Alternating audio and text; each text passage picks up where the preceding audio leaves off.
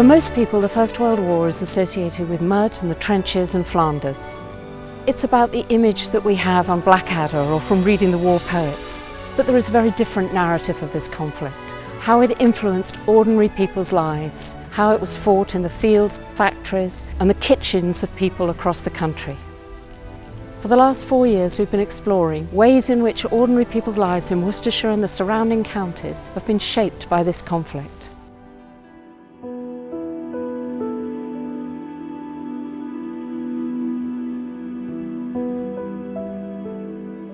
Over 90,000 Germans were held as prisoners of war in Britain during the First World War. Some separated from their home and family for many years.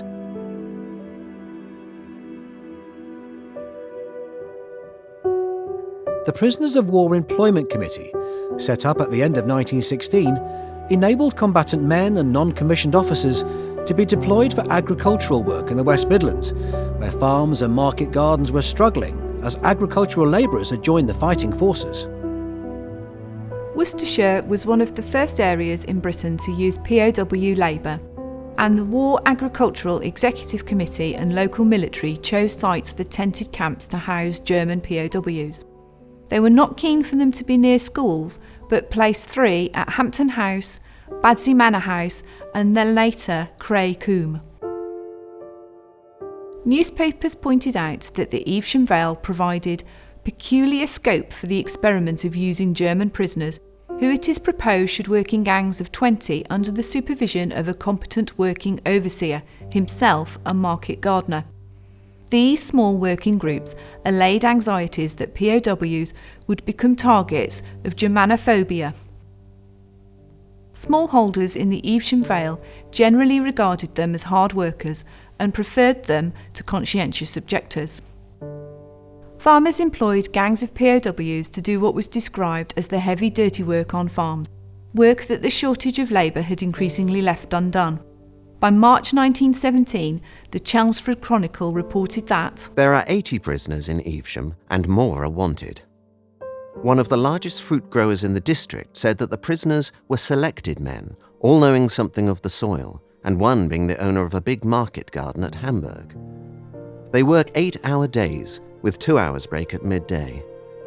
The employers pay 4p an hour, of which the men get a penny, the balance going to the War Office. They are well fed and well housed. the success of using POWs in Evesham led to a further camp being established at Peopleton. A large, curious crowd assembled to see 50 POWs disembark at nearby Pershore Station in August 1917. The POWs had travelled on a special train from Dorchester under the supervision of Lieutenant C. Whitburn, a guard of 15 men and a sergeant. The Worcester Herald reported that the prisoner's appearance was much commented on as offering a striking comparison to the English guard accompanying them. The British Tommies, who someone dubbed the Old Sweats, were big manly fellows, whereas the prisoners were, with the exception of 2 or 3, all undersized, whose ages were difficult to gauge. One spoke English fluently, and conspicuous on his breast wore the Iron Cross. Asked if they were recent prisoners, the captain, who came as far as the station with them, announced they were captured about a month earlier. Despite the numerous rules and regulations involved in employing POWs, by August 1917 a total of 34,000 were employed across the country, and 65 of those were accommodated at Pershore Workhouse. Shropshire accommodated POWs in the Midlands Carriage Works site at Abbey Foregate in Shrewsbury, and from there they travelled by train to work in quarries. Later in the war, smaller camps near to areas of work were established, with 3 camps in South Shropshire created for agricultural work. By April 1917, Brockton Army Camp in Staffordshire also had POWs. Herefordshire's first camp at Ross-on-Wye received Austro-Hungarian POWs at the end of June 1917 who worked on fruit farms. Warwickshire had been offered POWs earlier in the war, but was reluctant to take them until 1918, when agricultural labour became increasingly scarce and a camp was created at Southam. The prisoners of war made a significant contribution to wartime food production, but it was not a straightforward affair. Providing sufficient guards was labour-intensive, and wounded or older soldiers were given this task. Furthermore, having the enemy living in local rural communities doing vital war work was fraught with anxieties and concerns.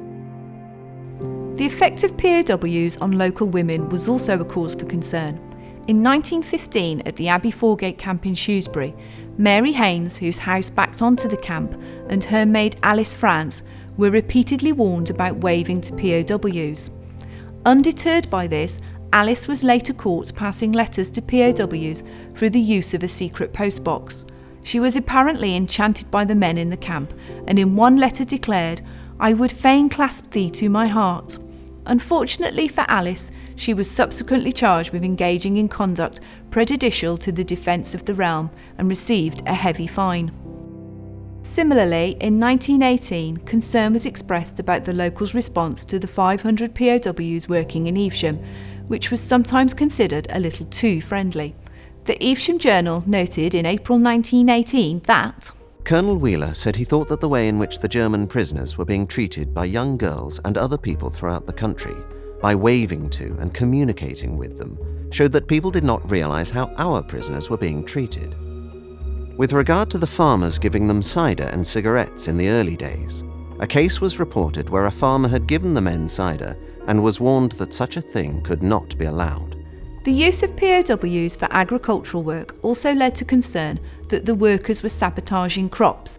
In April 1917, the Birmingham Mail reported, "A remarkable instance of German trickery was furnished by a letter from a market gardener from Evesham, who had engaged a number of German prisoners to cultivate his land, the majority of his men having joined the army.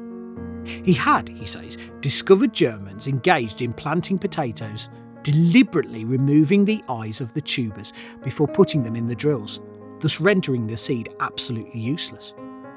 A small quantity of the potatoes were dug up and found to be perfect, and the journalists responsible for starting the rumours were prosecuted and fined under the Defence of the Realm Act." For prisoners of war not working, boredom was an issue. They sought to keep themselves occupied by engaging in sport, drama and music, and a few even attempted to escape. In June 1915, 2 POWs managed to escape from the Abbey Foregate camp in Shrewsbury. They were found about 20 miles away near to Welshpool and subsequently returned to the camp. In 1918, prisoners from Badsey in Worcestershire escaped, but were captured again, having spent the afternoon at a cinema in Evesham. As the food crisis in the UK began to deepen, with queues, shortages and then rationing, there was a growing debate and resentment over what the prisoners of war were being fed. Rumours circulated, claiming that the German POWs were writing home telling their families how well fed they were and didn't need to be sent food parcels. POWs cooked their own food, which was regarded as adequate if not appetising.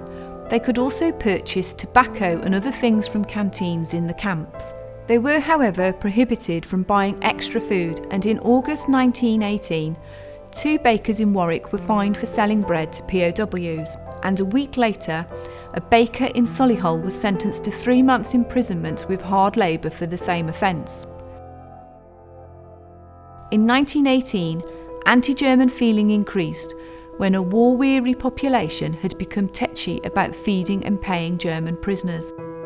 There were objections when the men received a pay rise for helping to lift potatoes and participate in harvesting. At a meeting of the Pershore Farmers Union, Mr. Deaking protested.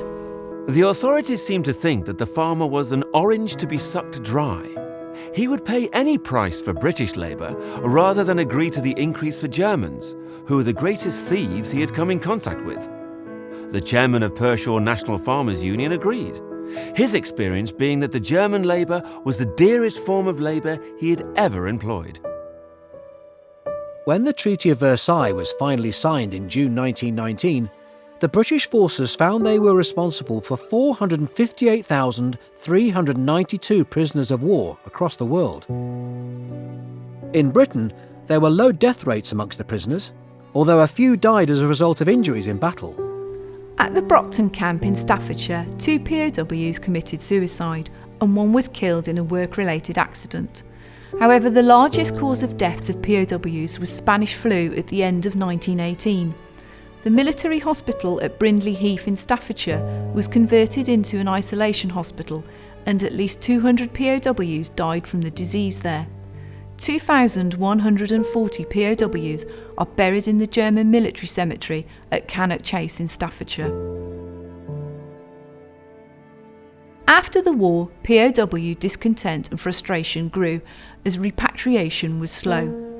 On the 12th of July 1919, at Parkhall Camp near Oswestry, one POW was shot and killed when POWs refused to parade for roll call and then gathered round a sentry post throwing stones.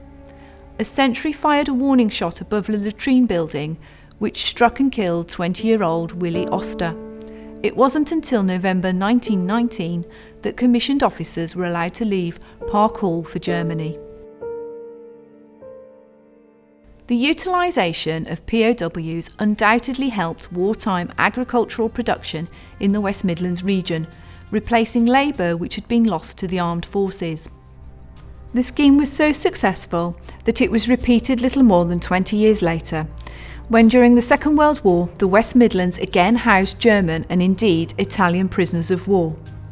The agricultural labour of POWs in the West Midlands made a significant contribution to feeding the nation in times of war. Without their labour, food shortages on the home front would have been far more severe.